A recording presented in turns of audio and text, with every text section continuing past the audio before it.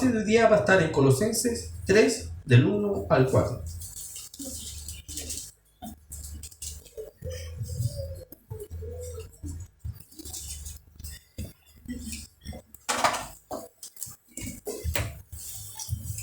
Colosenses 3, del 1 al 4. Dice, si pues, haber resucitado con Cristo, busca las cosas de arriba, donde está ¿quién? Cristo, sentado a la diestra de Dios. Poned la mira en las cosas de arriba, no en la de la tierra, porque habéis muerto y vuestra vida está escondida, ¿con quién? Con Cristo. Cuando Cristo, vuestra vida se manifieste, entonces vosotros también seréis manifestados con Él en gloria. Cuando le paso este micrófono es porque los hermanos y todo, porque si no, cuando escuchamos el video por Facebook, no se escucha lo que se está hablando. Entonces, si usted lo tiene ahí, como la pastora tenía ahí, como tomando un helado ahí, no tiene ni un sentido, como, mejor te lo coloca de prendedor. Ya, pero vamos a ver cómo solucionamos ese tema. Ya, pasemos a lo importante. Amén. El título, ¿cierto?, de hoy día tiene que ver, ¿cierto?, como dije yo anterior, con la preeminencia de Cristo. Pero para poder llegar al capítulo 3, porque como es una carta, debemos contextualizar y es el drama, ¿cierto?, que muchas veces se hace, o es ¿cierto?, el gran trabajo que hay muchas veces para poder predicar. Porque es fácilmente tomar un texto, pegarlo, copiarlo y hablamos de lo que queramos. Tenemos que siempre, como son cartas, tenemos que contextualizar el por qué Pablo llegó al capítulo 3. ¿Ya? Entonces, vamos a irnos primeramente a los primeros capítulos, ¿cierto?, para poder entender realmente el por qué Pablo llegó a decir que lo importante son las cosas de arriba y no de la tierra. Amén. Esta carta a los colosenses podemos complementarla, ¿cierto? Y hemos aprendido que la podemos complementar con Efesios, porque en la carta de Colosenses habla sobre la cabeza, que es Cristo, y una cabeza, ¿cierto?, la cabeza del cuerpo. Pero en Efesios habla y describe quién es el cuerpo. Y el cuerpo es la iglesia. Entonces, cuando nosotros estudiamos Colosenses, siempre va unido con Efesios. Y ambas cartas muestran, ¿cierto?, que Cristo es suficiente para todas nuestras necesidades de nuestras vidas. Algo es importante de esta carta. Pablo nunca visitó la ciudad de Colosa, sino que cuando los vamos al capítulo 4, vemos, ¿cierto?, quiénes llevaban o quién eran los que apoyaban a Pablo en esa ciudad. Porque cuando Pablo escribió esta carta estaba preso en Roma. Entonces ahí tenemos a Epafras, ¿cierto? Tenemos a Lucas, Timoteo, hay otros nombres que son más o menos raritos, pero al final del capítulo 4 usted va a ver, ¿cierto?, con respecto a las salutaciones, me parece que ahí salen los nombres de quienes fueron sus colaboradores, los cuales le ayudaron a difundir o a escribir o a administrar la iglesia en Colosa. Ahora, ¿por qué Pablo escribió a una iglesia donde, ¿cierto?, a pesar que no la conocía, pero se sentía con el deber de poder ordenar todas las cosas? Era porque los gnósticos, que en ese tiempo estaban mezclando todas las cosas. Y para ellos la verdad de ellos, ¿cierto?, o la enseñanza que ellos tenían, mezclaban la verdad cristiana, el legalismo judío, la filosofía griega y el misticismo oriental. Es realmente lo que hoy día vivimos. Hoy día, ¿cierto?, hay una mezcla de todo. Cuando yo he visto fotos, ¿cierto?, que cuando están en problema, dificultad, tienen una mezcla de creencias en sus corazones que no saben en qué creer. Entonces, por eso tienen, ¿cierto?, un Buda, tienen la Biblia, tienen un crucifijo, tienen una velita, y por otro, al final esa persona no cree en nada. O sea, Es como si alguien estuviese ahí, me pudiera ayudar. Entonces, el problema de lo que estaba pasando en Colosenses era de que los gnósticos estaban enseñando o estaban perturbando, ¿cierto? Estaban persuadiendo a estos cristianos, ¿cierto? Que eran inmaduros, a confundirse y sobre todo con la preeminencia de Cristo. El capítulo 1 habla de la preeminencia en el Evangelio. ¿Cómo se salvaron? ¿Cierto? Y hay un texto que siempre hablamos, ¿cierto? Que la fe viene por el oír la palabra de Dios. Ellos oyeron el Evangelio, ¿cierto? Ellos creyeron en el Evangelio y fueron salvos. ¿Cómo yo llego? ¿Cómo creo en Cristo? Es por oír la palabra del Señor. ¿Los testimonios sirven? Sí. Sí sirven. No lo estoy dejando menos. La experiencia suya también sirve, ¿cierto? Su vida. Pero el que convierte o el que convence de pecado, ¿cierto? Al gentil es la palabra de Dios por este medio del Espíritu Santo.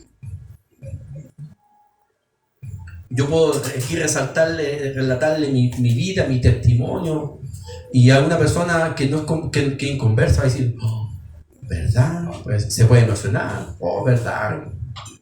Pero ahí va a llegar solamente una emoción, un sentimiento. Pero saliendo de la iglesia va a continuar porque no va a haber una transformación.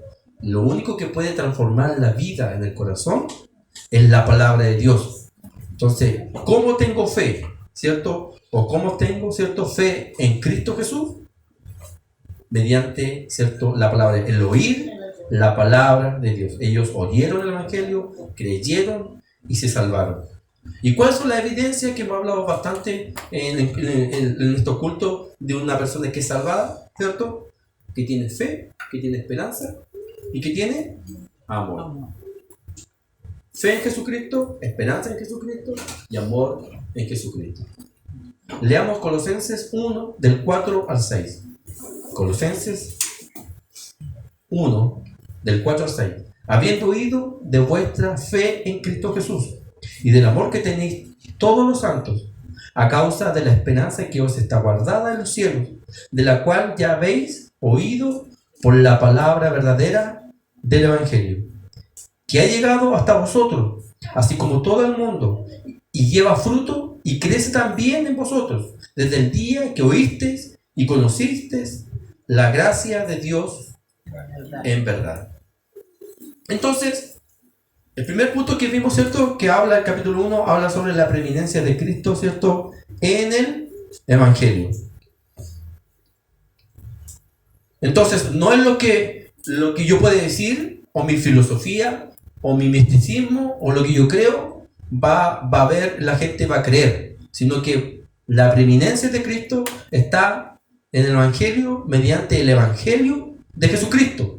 Y eso es lo que nosotros predicamos, el Evangelio de Jesucristo, el Evangelio de la piedad, el Evangelio de la misericordia.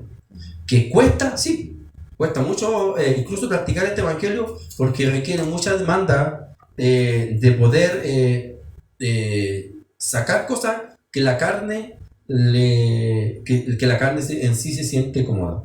También el capítulo 1 habla sobre la preeminencia de Cristo en la cruz. Es su cruz que hace que Jesucristo sobresalga de los hombres de arriba más cualquier que otra persona en la historia. Los líderes religiosos han muerto, pero únicamente Cristo es el Hijo de Dios, murió en la cruz por nuestros pecados. Colosenses 1, 13 y 14, el cual nos ha librado de la potestad de las tinieblas y trasladado al reino de su Hijo amado. O sea, ¿qué pasó? Que nos trasladó, nos sacó del reino de las tinieblas y nos trasladó a su reino, ¿cierto? ¿En quién tenemos redención por su sangre? Perdón de pecados. Entonces, preeminencia en el Evangelio, preeminencia en la cruz. Preeminencia en la creación. Cristo tiene preeminencia en la creación. Cristo no solo, ¿cierto? La preeminencia en el Evangelio, ¿cierto? Sino que también en la cruz. Preeminencia en la creación.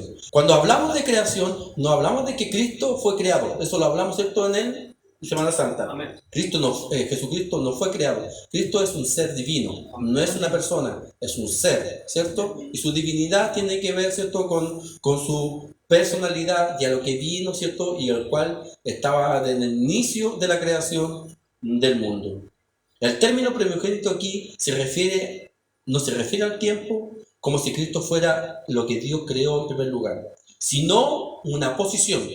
Todas las cosas fueron creadas por Él y para Él. Juan 1:13. Todas las cosas fueron hechas por Él y sin Él nada lo que había sido hecho fue hecho. Entonces vemos, ¿cierto?, preeminencia en el Evangelio, preeminencia en la cruz, preeminencia en la creación.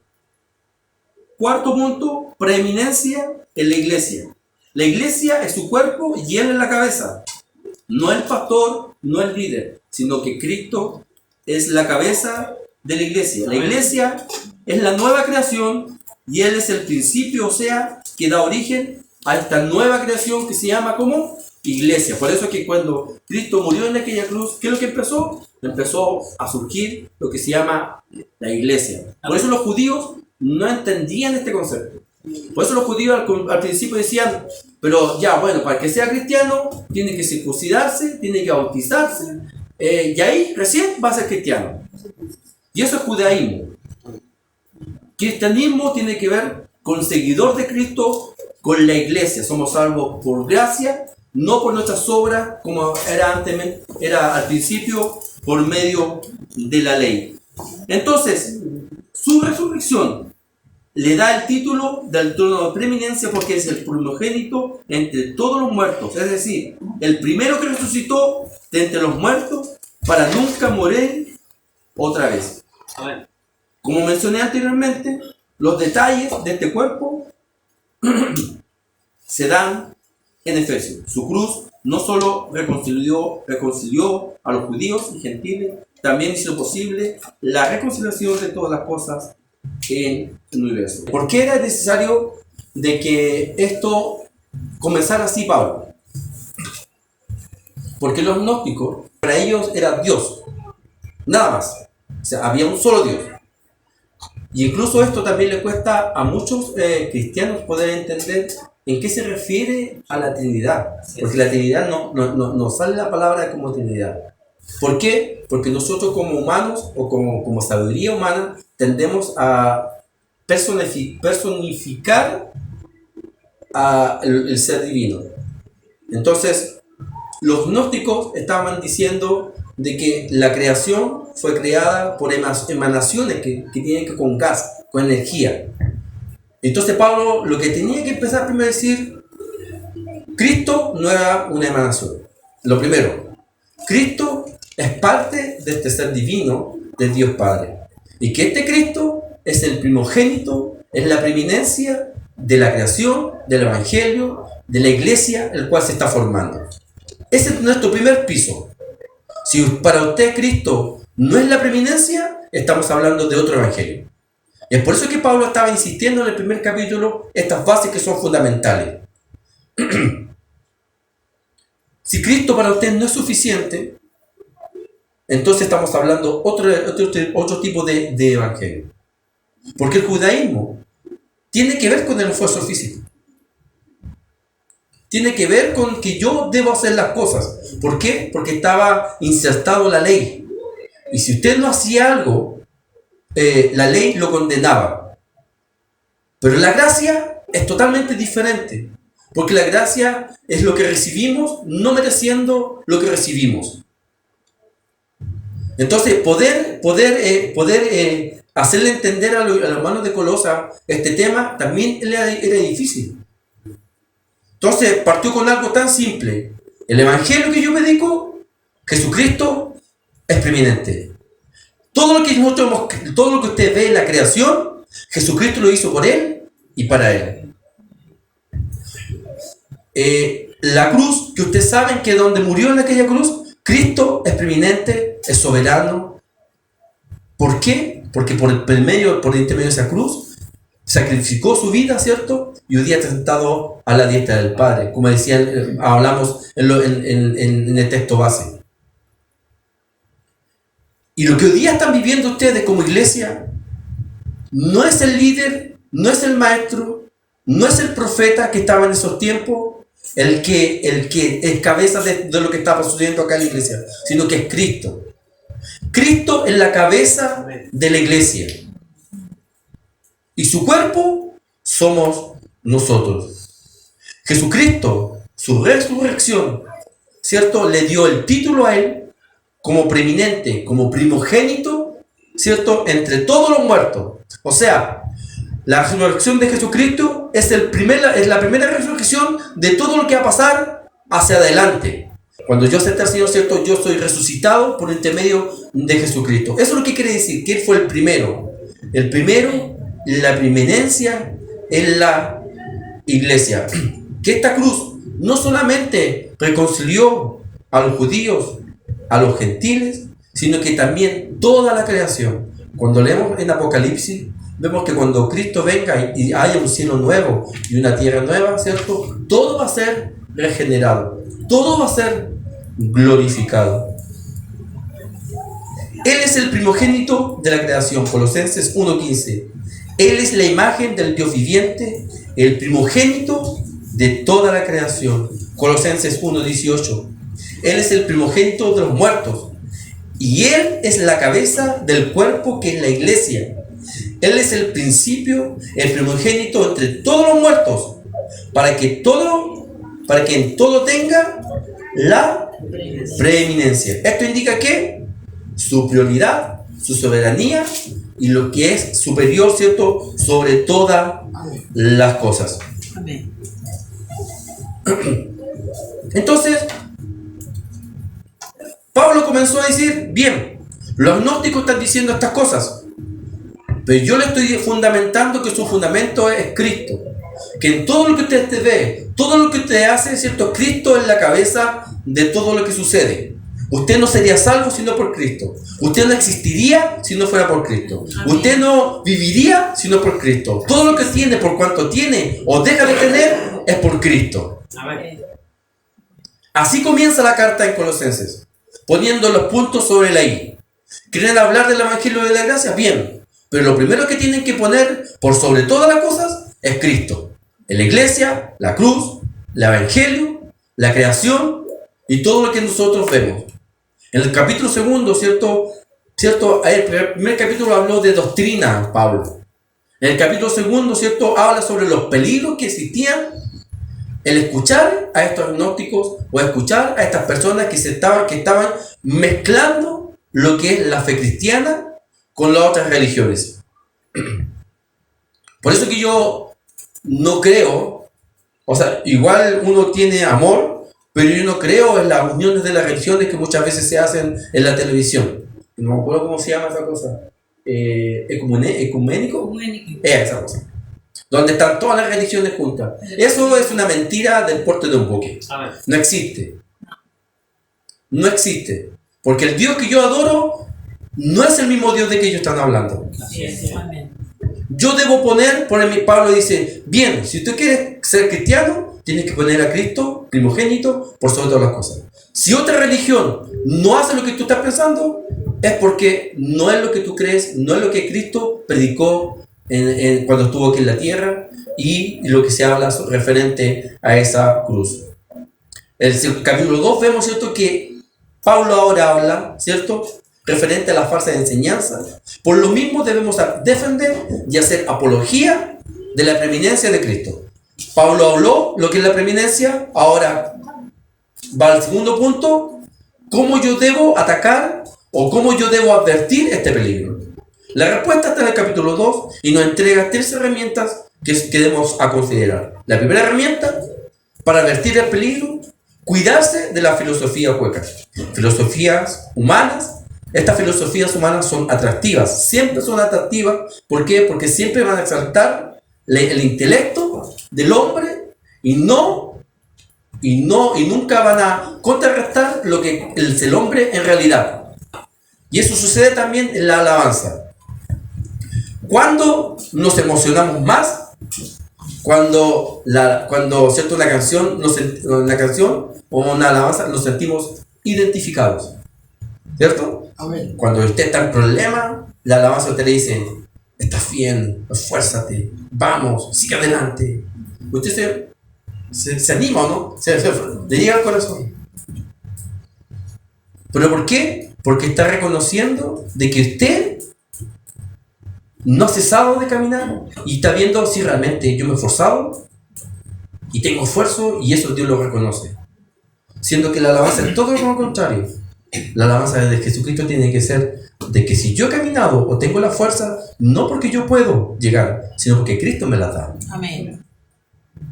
Esa es la gran diferencia. Entonces, las filosofías humanas siempre van a ser atractivas, siempre van a ser agradables al oído, al corazón, al ojo de la que la escucha y quien está. ¿A quién le gusta de que Cristo a nosotros nos haga reconocer de que usted es pecador? Y en todo tiempo es pecador. ¿A quién le gusta? ¿A quién le gusta que la Biblia cada rato nos enrostre en la cabeza, en la cara, mejor dicho, lo que soy realmente? Pero si yo, Cristo, vengo a la iglesia, yo me esfuerzo, yo vengo, digo a tu casa, busco de ti. A nadie le gusta. Entonces, lo primero que debemos entender que las filosofías humanas, pues se llaman huecas, no tienen ningún tipo de contenido dentro. Solamente eco. Soy bonito, hito. Puro, o sea, repite lo que yo digo. Repite lo que yo quiero escuchar. Soy poderoso. Soy Soy buen cristiano. Si tú eres buen cristiano. El eco, ¿cierto? Si usted va a una cueva, ¿qué va? Va a emitir lo que usted quiere escuchar.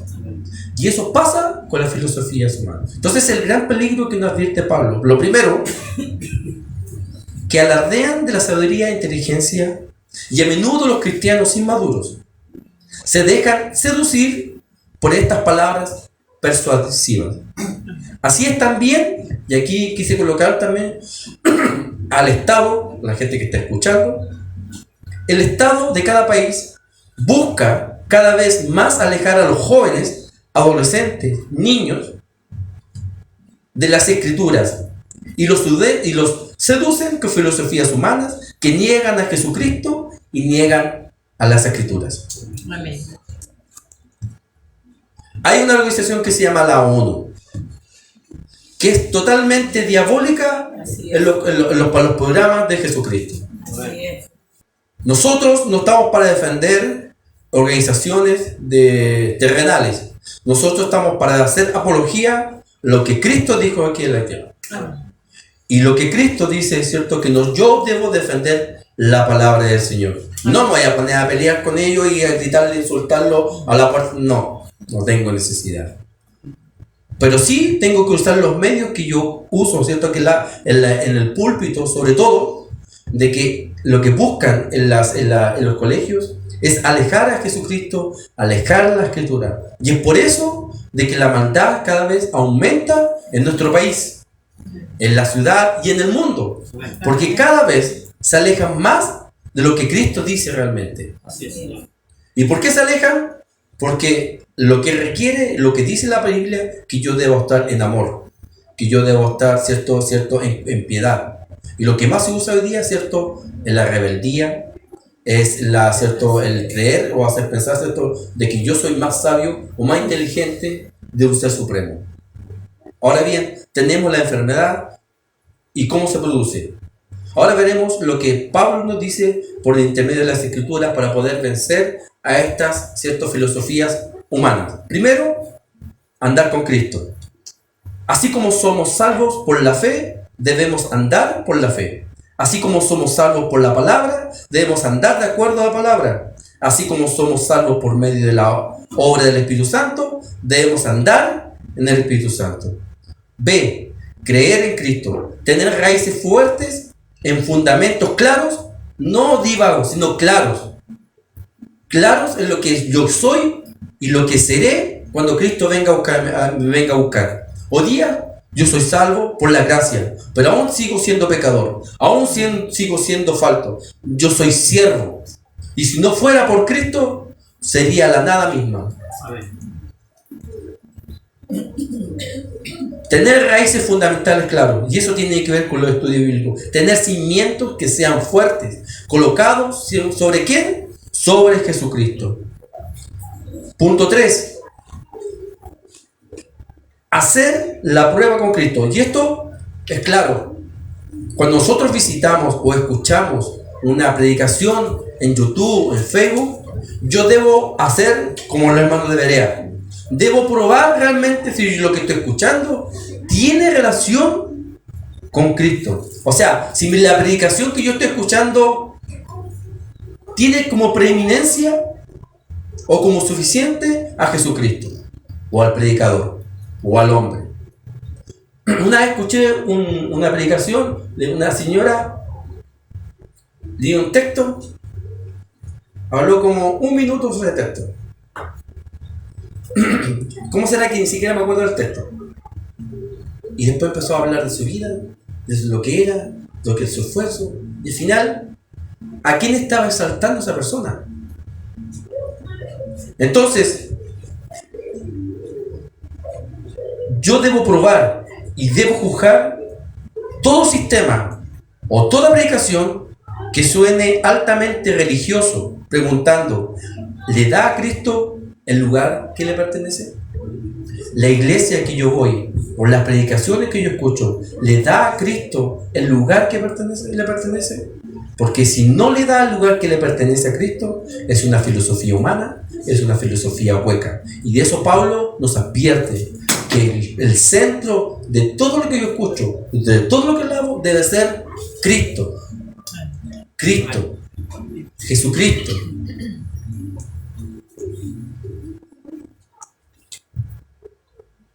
Y de acogerse a su plenitud. En Él tenemos todo lo que necesitamos. Cuando los creyentes se alejan para vivir mundanamente y caen presas de sistemas inventados por los hombres, por lo general se debe que sienten que les falta algo que Jesucristo no puede suplir. Y esto es terrible. Porque si yo siento que me falta algo y siento que Jesucristo no me lo puede suplir, es porque realmente creo que Jesucristo no es suficiente para mi vida. Es porque creo que Jesucristo no es preeminente en mi vida. Y empiezo a buscar ¿en qué? En el zodiaco, empiezo a buscar en las culturas orientales, en los reiki, en los Buda, en estas personas de Brasil. Empiezo a buscar otras cosas. ¿Por qué? Porque no creo en Jesucristo que pueda llenar esa necesidad en mi vida. La Escritura dice en Colosenses, vosotros estáis completos en Él. La segunda herramienta que nos advierte sobre el peligro es cuidarse del legalismo religioso. Aquí lo voy a pasar más rápido. ¿Por qué? Porque hemos hablado bastante sobre el legalismo y sobre todo lo vimos, ¿cierto?, en el libro de Romanos. Como mencioné anteriormente, estos falsos maestros mezclan el misticismo oriental con la filosofía griega y el legalismo judío. En realidad, a la carne le encanta ser religioso, mientras no involucre la santidad, el cual Dios nos demanda. Rituales como la circuncisión, el bautismo, la dieta como el ayuno, abstenerse de alimentos impuros, guardando los días de reposo y otras cosas por el estilo. Todo lo que necesitamos lo ha logrado Cristo en aquella cruz. La crucifixión, el bautismo, como hablamos, ¿cierto?, anteriormente. Y tercera, última herramienta que Pablo nos advierte en el capítulo 2, que debemos cuidarnos de esas disciplinas inventadas por los hombres que tienen que ver con los dogmas. Además del legalismo, también la carne le gusta las regulaciones, las cuales están exentas, ¿cierto?, las cuales exaltan al hombre que cumple y enjuicia al que no las ejecuta. Lo hace sentir superior y más espiritual que el otro.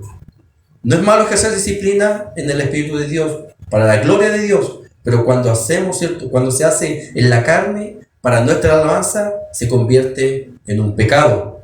Es cierto que los creyentes no deben abusar de su libertad, ya que eso, me pongo una letra aquí, eso los convierte, ¿cierto?, en piedras de tropiezo con otros. Por ejemplo, ¿qué lo debemos comer? Hermano, usted no debe comer eso, porque eso es pecado. Pero como yo sé de que eso no influye en mi salvación, ¿qué es lo que yo dejo de comer eso para que mi hermano no caiga? Si estas regulaciones que nos resultan atractivas pueden parecer que nos ayudan a desarrollar piedad y espiritualidad superior, son inútiles en lo que respecta a Dios. Todo lo que el creyente necesita es a Cristo. Los sistemas y regulaciones de los hombres hacen parecer muy espirituales, pero solo son principios elementales mundanos, que lo que Pablo lo llama como rudimentos, en el versículo 20. Ustedes están pegados en los rudimentos que tienen que ver con lo que el hombre puso. Avance, saque esos rudimentos. Si lo que importa aquí, la piedra angular, es Cristo. ¿Cuántas iglesias satanizan, ¿cierto?, a otros hermanos porque actúan de una forma y actúan de otra forma? Vivimos peleando siglos por los siglos.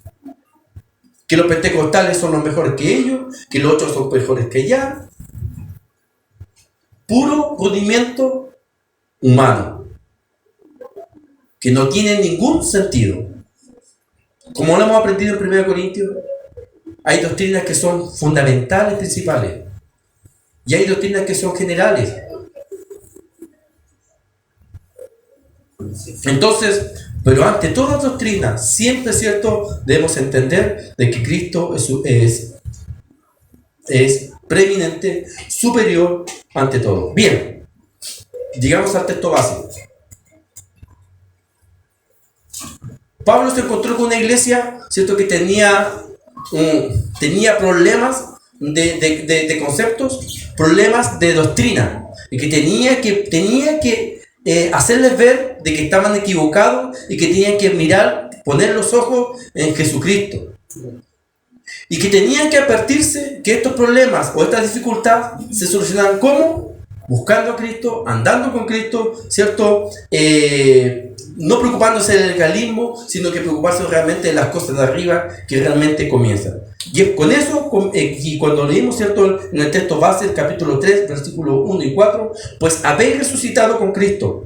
Buscar las cosas de arriba. O sea, aquí le estoy diciendo que Cristo, ustedes, por Cristo, ¿cierto?, fueron resucitados. Es el primogénito de toda la creación. Buscar las cosas de arriba, no las cosas del rudimiento del hombre, sino que las cosas de Jesucristo. ¿Dónde está? ¿Dónde está sentado? A la diestra del Padre, ¿cierto? Que Él ya está glorificado. Poner la mira en las cosas de arriba y no las cosas de la tierra, no lo que el mundo o lo que te enseña el hombre, sino que las cosas del reino de los cielos. Porque habéis muerto y vuestra vida está escondida con Dios. O sea, yo morí, ¿cierto? Y está escondida, o sea, está protegida. Está protegida ¿hasta cuándo? Cuando Él venga y se manifieste. Entonces vosotros también seréis manifestados con Él, ¿en qué? En gloria. Nuestro cuerpo será glorificado. Tal como dice una de las predicaciones en la Semana Santa, ¿cierto? Que dije, que dije en la Semana Santa, el solo hecho que Cristo haya muerto en aquella cruz y haya resucitado no garantiza que la humanidad sea salva. El solo hecho que Cristo hace 2000 años atrás haya muerto en la cruz, haya resucitado, toda la humanidad es salva. No. Sino que necesita reconocer a Cristo como su único y suficiente Salvador, como primer paso, y dar frutos de evidencia de creyente regenerado. O sea, arrepentirse y convertirse de sus acciones. En el capítulo 3 habla lo mismo, este mismo principio.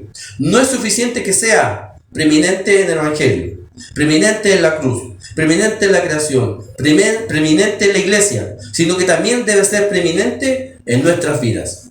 Si esto es lo que nosotros hemos hablado, no lo llevamos a nosotros en nuestras vidas, no vale nada. Pablo está diciendo, les expliqué todas estas cosas, pero ahora vamos a la práctica, cómo debemos hacerlo para que el mundo que vea, ¿cierto?, usted sea una iglesia distinta a lo que están diciendo otros. Que no, y que los gnósticos, ¿cierto?, vean, ¿cierto?, de que están equivocados. que nosotros podamos persuadirlo por nuestros argumentos a los gnósticos, y no que los gnósticos los persuadizan a ustedes. Sí, señor. Sino que, y el título, ¿cierto? Ya dije yo, sí, que la preeminencia en Cristo, pero, en nuestra vida. En esta sección es donde nos avergonzamos nuestra carne pecaminosa y lo que busca la Escritura hacer en nuestra vida. Muchas veces hablamos del perdón, como me acuerdo que la semana pasada María habló de eso, pero nos cuesta perdonar. Buscamos una y otra cosa, ¿cierto? De poder, justificamos el no perdonar. ¿Por qué? Porque eso hace avergonzar a nuestra carne. Y el practicar la preeminencia de Cristo en nuestra vida también hace avergonzar a nuestra carne. La hace avergonzarnos, porque nos exige y nos demanda ¿qué? Santidad. Nos demanda que debemos reconocer que nosotros nos equivocamos. Una y otra vez. Pero la Biblia nos dice que lo que Él comenzó, ¿cierto? Él la terminará en nuestras vidas. Con respecto al capítulo 3, ya vamos terminando, debemos mostrar, reflejar o practicar la preeminencia de Cristo en nuestras vidas mediante nuestra santidad personal. Colosenses 3:1. Si pues habéis resucitado con Cristo, buscad ¿qué? Las cosas de arriba. Fijar nuestra mente en Cristo. En otras palabras, que mi práctica terrenal sea digna de la posición de la cual Él me trajo. Él me sacó de las tinieblas y me llevó a su reino. Entonces mis acciones deben, ¿cierto?, ser dignas de lo que soy y lo que hizo Jesucristo por nuestras vidas. Una vez que estamos muertos en pecado, pero ahora ha muerto el pecado en nosotros. Efesios 2:1. Él os dio vida a vosotros cuando estabais muertos en vuestros delitos y pecados. Por tanto, Cristo está en nosotros, la esperanza de la gloria, y algún día Cristo, esa gloria, se revelará. Nosotros vivimos la gloria de Cristo aquí en la tierra, en parte, pero la viviremos completamente cuando Él venga a buscar a su iglesia. Pablo lo que está diciendo en esta palabra, está diciendo que vivamos de acuerdo a lo que Cristo hizo por nosotros. Este simple principio de la vida cristiana es más poderoso que todas las reglas y regulaciones que los hombres puedan inventar. Colosenses 2:10, como mencioné anteriormente, ustedes están completamente en Él. Las religiones orientales, las religiones griegas, que es cierto que los jóvenes estudian muchas veces,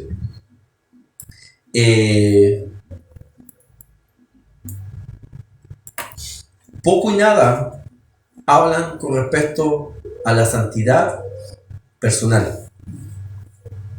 Pero el cristiano es diferente. Es diferente.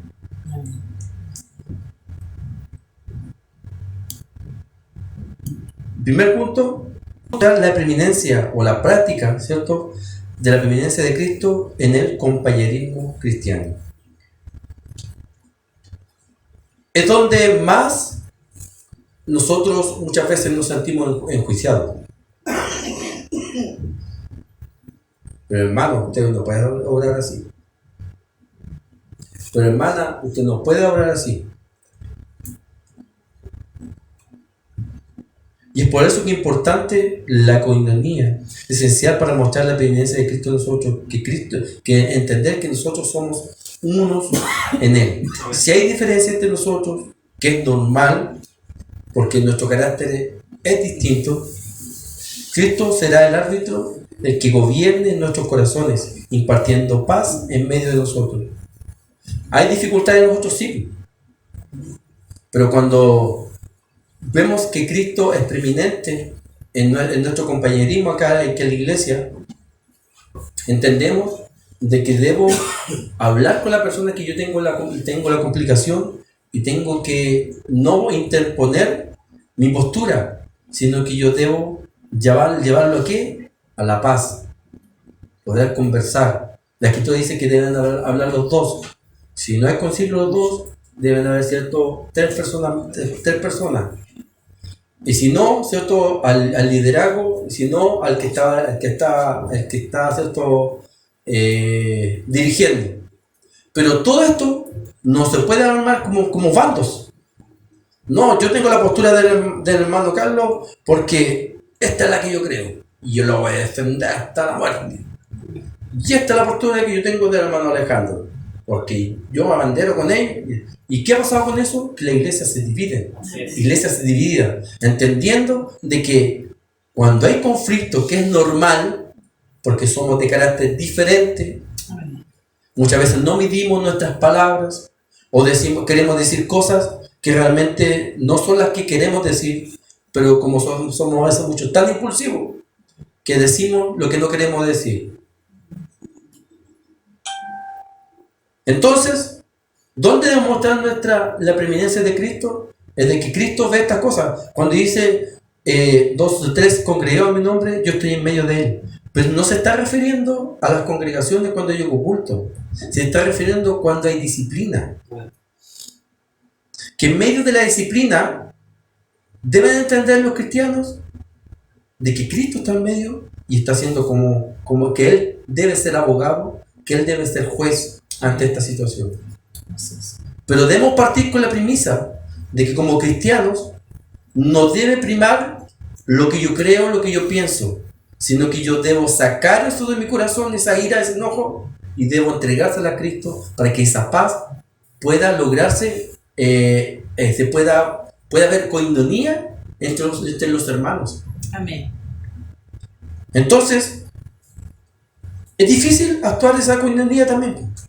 Es difícil mostrar esa preeminencia dentro de las iglesias. Cuando vemos iglesias grandes, que era Tendalá.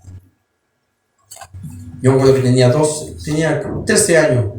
La iglesia se dividió por un tema X. Se fueron todos con los otros hermanos y los otros se quedan con el pastor y los otros se quedan con los otros hermanos. ¿Está bien eso? No. No está bien. No está bien. Entonces Pablo está diciendo, le explicó todo lo que es Cristo en nosotros, los riesgos que hay, pero también debe ser, no sirve de nada que Cristo sea preeminente en lo que yo dije anteriormente, si realmente no es preeminente en mi vida, o en reunión juntamente con los hermanos. Todo lo demás queda nulo. Porque el que evangeliza o el que muestra el evangelio aquí en la tierra soy yo. Yo soy el embajador de Cristo. ¿Usted cree que cuando yo caigo, peco, o cuando hay problemas dentro de la iglesia y los vecinos saben eso, quién queda mal? ¿Usted? No. El evangelio. Jesucristo. Amén. Quiero terminar este punto con estos dos versículos, Colosenses 3, 15 y 17. Y la paz de Dios gobierne en vuestros corazones, al que asimismo fuiste llamados en un solo cuerpo, y sed agradecidos. La palabra de Cristo more en abundancia en vosotros, enseñándonos y exhortándonos unos a otros, en toda sabiduría, cantando con gracia en vuestros corazones al Señor con salmos, himnos y cánticos espirituales. Todo lo que hacéis, sea de palabra o de hecho, hacerlo todo ¿qué? En el nombre del Señor Jesucristo, dando gracias a Dios Padre por medio de él. Efesios 5, 18, 21. No os embriaguéis con vino, lo cual hay disolución. Antes bien sed llenos del Espíritu, hablando entre vosotros con salmos, con himnos, con cánticos espirituales, cantando, alabando al Señor en vuestros corazones, dando siempre gracias por todo Dios y Padre, en el nombre de nuestro Señor Jesucristo. Someteos los unos a los otros. Someteos los unos en el temor de Dios. Amén. Vemos ambos textos, ¿cierto? Reflejan que ser lleno de la palabra es lo mismo que ser lleno del Espíritu. Producen las mismas bendiciones. Esto nos lleva a la conclusión. Ser lleno del Espíritu significa ser controlado por la palabra de Dios. Amén. No por lo que yo piense, no por lo que yo cree, no por lo que yo diga, sino que por la palabra de Dios. Y eso tiene que ver con la práctica o la preeminencia, ¿cierto? En mi vida, mediante aquí, dentro de la coinonía. Tercer punto, me queda uno más y terminando. Debemos demostrar a Cristo en nuestro hogar. Muchas veces pensamos que nuestra dificultad para reflejar la preeminencia en Cristo en la iglesia es el mundo o la iglesia. Eso no es así. Sucede en nuestro hogar. Cuando hablamos de hogar, involucran las relaciones esposo-esposa, padre, papá-hijo, madre-hijo, padre-hijo. Todas las relaciones dentro de lo que se llama matrimonio familiar. Este es un mundo de variables y de variables complejidades. Es importante que debido a que en el hogar es donde debe ser el primer lugar que empiece a trabajar nuestra fe. Es donde más nos cuesta. Es donde nosotros más somos enjuiciados. Los papás, ¿cierto? Los hijos enjuician a los papás por sus acciones, por sus actuales. Los padres enjuician a sus hijos por sus actuales. Tú como cristiano tienes que actuar eso. No podías hacer eso. El papá al hijo llama a ira. El hijo llama a ira al papá. Pero tú, pues si tú soy padre, tú soy esto y esto y esto, y predicas y esto es de esta forma. Los esposos y esposas, pero si tú eres así, tú eres de acá, es donde hay más conflicto. Es donde más nos cuesta mostrar la preeminencia de Cristo. Es donde somos más enjuiciados. Y eso está bien. Porque no hace llevarnos a tierra de lo que somos, de nuestras falencias, de nuestras carencias espirituales. Cuando yo escribí acá, y realmente para uno es el que más cuesta. Porque acá nosotros nos vemos 1, 2 veces, 3 veces, 4, pero 3 veces por mes y 1 vez a la semana. Y terminamos la relación. Pero nuestros hogares son 24 horas. Donde carácter es cierto, nos dicen, pero esto es así, tú eres así, y nos empezamos a sacar trapitos al aire.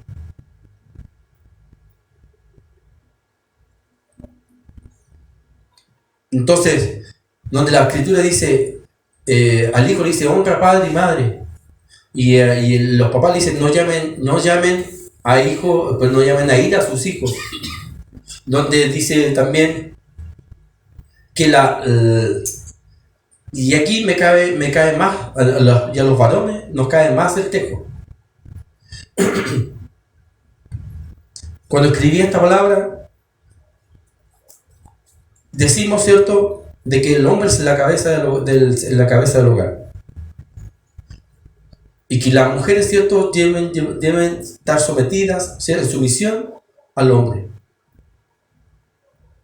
Pero lo que muchas veces nos olvida a nosotros como hombres es que así como Cristo es cabeza de la iglesia, se nos exige que nosotros seamos cabeza de nuestro hogar. Entonces, realmente la vara del varón cristiano está por las nubes, porque compara a Cristo con la iglesia.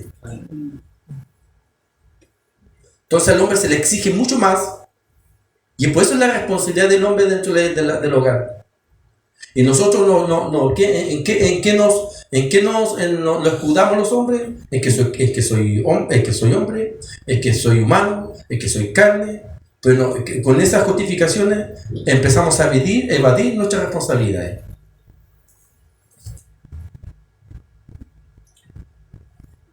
Primera Timoteo 5:4, pero si alguna viuda tiene hijos o nietos, aprendan estos primero a ser piadosos con su propia familia. Muchas veces predicamos de la piedad en la iglesia o en nuestro trabajo, en nuestros hogares, pero no somos misericordiosos, no somos piadosos en nuestros hogares.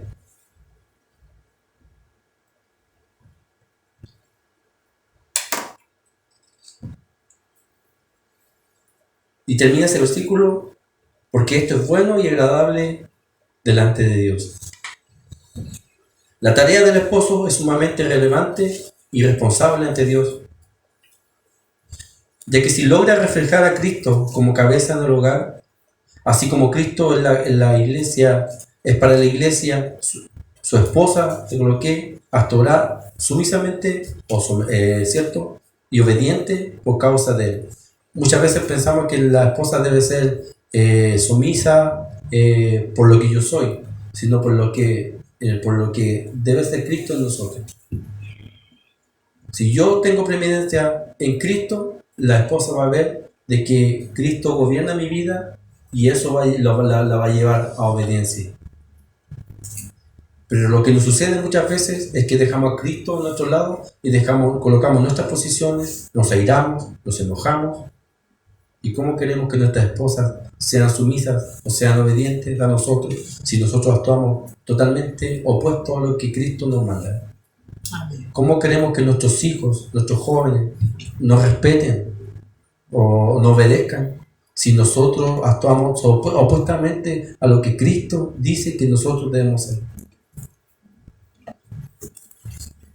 Entonces, este es el punto más doloroso que yo estaba escribiendo y parto por mí, que más me cuesta, más nos cuesta. Sí, el hombre es cabeza de la iglesia, sacerdote del hogar y todo, y nos gusta saltar ese tema. Y que la mujer tiene que andar, ¿cierto?, servirle, y cuando yo hablo que tiene que portarse ante mis pies y besarme los pies, y siendo que mi tarea que yo hago como sacerdote no la hago, ni con mi esposa, ni con mis hijos, y para qué decir menos con Dios.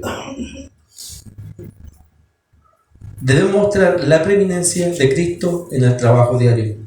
Aún en nuestro trabajo secular, debemos reflejar la preeminencia de Cristo. Si trabajamos apatronado o independiente, nuestro trabajo debe honrar a Cristo. Nuestros jefes, nuestros compañeros deben ver a Cristo en nosotros. ¿Por medio de qué? De nuestras acciones. Si somos patrones o tenemos personas a cargo, no podemos tratar mal a nuestros subalternos. Debemos actuar con justicia ante todas las situaciones. Y si somos obreros o dependientes, como yo soy, no podemos llevar a ira a nuestros jefes con nuestra conducta. Conclusión. Demasiados cristianos se regocijan en las grandes doctrinas del capítulo 1 y del capítulo 2. Pero tendemos con facilidad a ignorar los deberes cristianos que tenemos, ¿cierto?, que le mencioné en el capítulo 3 y que también continúa en el capítulo 4, que usted lo vea en su casa. El creyente que vive una vida superficial y desobediente realmente no cree en toda la suficiencia de Cristo.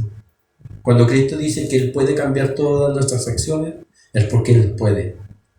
Si no hay un cambio, es porque yo no dejo que Cristo more en mi corazón. Todos los defectos, todo lo malo que yo soy, si no dejo realmente que Cristo sea el que gobierne mi vida, es porque realmente no creo que Cristo pueda hacer las cosas. Y solamente soy un religioso. Solamente, como decía una hermana antes, me acuerdo cuando era chico, viene a puro calentar la banca. Mejor quédense en la casa, viendo la novela, estando con su familia, no pierdan el tiempo. Cuando el cristiano depende de la cabeza, ¿cierto?, que es Cristo, su Salvador resucitado, glorificado, para su nutrición, dirección y sabiduría, descubrirá la vida cristiana madura en toda su plenitud. Nos daremos cuenta de que no solamente Cristo es acá en la iglesia, sino que en todas nuestras áreas de nuestra vida. Podemos hablar de evangelio, podemos hablar de la cruz, podemos hablar de la creación, de que Cristo es todo, pero si realmente eso no está en nuestro corazón y no dejamos realmente que Cristo gobierne en nuestro carácter sobre todo, lo demás es todo humo, es todo vanidad. Y eso lo dice el libro Eclesiastés. Que Dios nos bendiga. Amén.